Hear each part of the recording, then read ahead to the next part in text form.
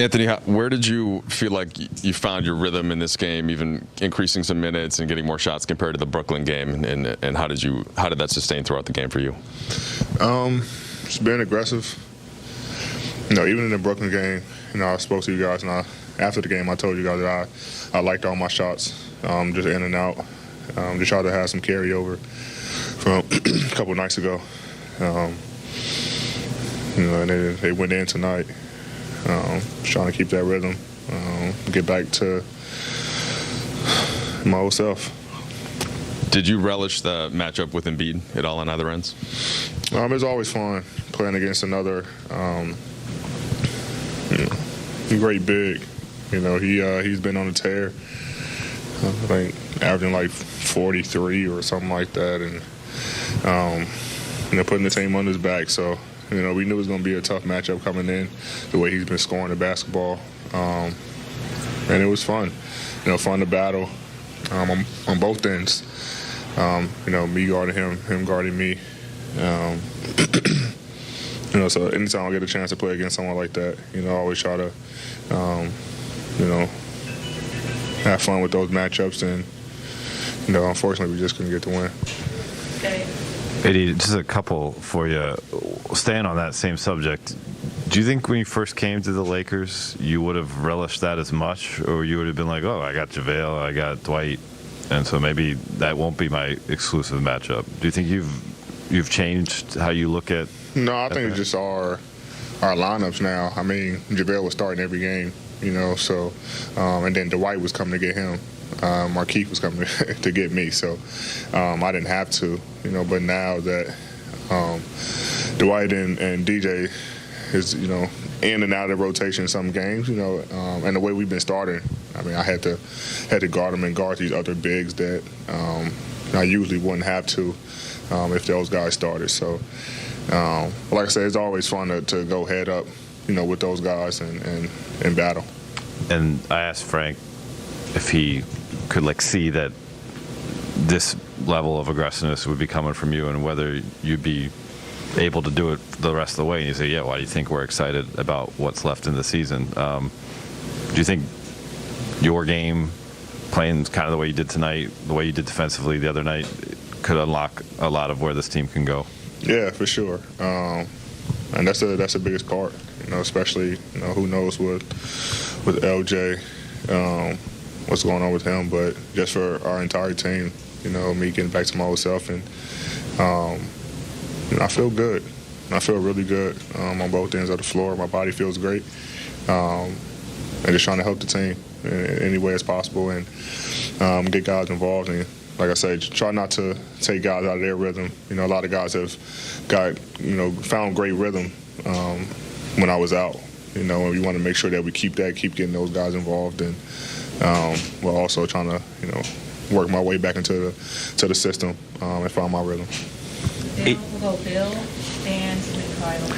AD, when Frank called that last timeout and subbed you guys out of the game at the end of the fourth, you stayed on the floor for basically that entire timeout. Took a free throw, took your tape off. You seemed very focused on something, or maybe some frustration. I was just curious what you were thinking and feeling in that moment.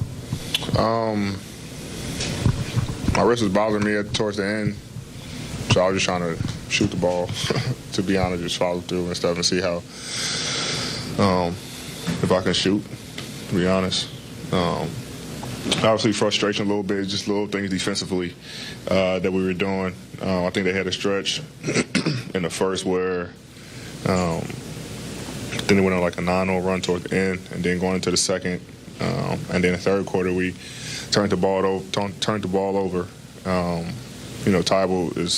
Thibault is great with his hands, and that's what he's known for in this league, getting steals and deflections, and he got a lot of those tonight. So it's just those little things that we hurt ourselves with. That's more frustrating on both ends of the floor. So we can correct those things. All those things are correctable, and if we're able to do that, then we can put some more ways to go. Dan. Eddie, how is your wrist? What happened? Did you need an X-ray or anything like that? Did any of that stuff happen? On a play, on a back cut, had to pass from Taylor and dunked it. And Joe tried to block it. body contact. Fell to the ground. I tried to catch myself. Kind of landed on my wrist. A little sore. So there's nothing wrong with it. No fracture. Not just a lot of soft tissue and just soreness and stiffness. And then that's what I was trying to do at the. When coach was taking me out, trying to just get my shooting motion. Did you get an X-ray? Were they able to do one here? Yeah. Okay. Yeah, everything's good. And then, I mean, kind of along those lines, it's like, we're in Brooklyn and you're sitting next to LeBron after the game. There's like really good vibes. Like everybody plays. And then here we are 36 hours later. LeBron's got a sore knee. You need to shoot free throws to loosen up your wrist in the middle of the fourth quarter. How has that type of stuff affected this team mentally through the course of this year? And I guess, what's your reaction when you find out that, it was only going to be one game and, who knows when it'll be again? Yeah. I think no one knew. I found out when I literally got to the arena.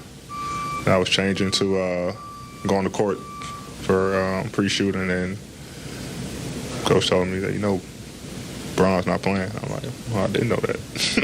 So, I mean, it's kind of been a thing all year, though. And shit, even going back to last year, like, with me and him, it was flopping, and out of lineup. So, nothing that we're not used to. He missed some games earlier this year. So we're not used to it, but obviously, he's a big part of what we're trying to do and what we were doing. He was playing out of his mind. Like I said, I don't know his status, for tomorrow or whatever, but we got to be able to win ball games and hold it down until he's back. The last two will be Kyle and follow up with Mike. Melo's waiting for you. I know you guys are pretty focused on each game right now, but do games like this without LeBron make you think about the future and, theoretically, a couple years from now, I assume LeBron will retire at some point. I don't know, but does it make you think about when you're going to be, the face of this franchise and kind of pulling up this team and with your individual effort and in other ways? I don't know, Kyle. When that time comes when Bron retires, we examine and look at the team from there and make adjustments. But it's definitely, I don't want to say a test, but it's giving us something to look forward to, like you say, for the future. I know Bron loves the game, and I know it's going to be very tough for him to walk away. He's going to try to play for as long as he can. And it sucks not having him, but it gives us also a chance to see what we got as well, without him. And the same thing when I was out. So, we definitely want to take advantage of these moments, as much as we can, and take advantage of each season and make the most of it. It just sucks when we don't have our full team. But like I said, we just got to keep pushing, keep going, and then figure it out, when we do get healthy. I feel like when we do get healthy and everyone's ready to go,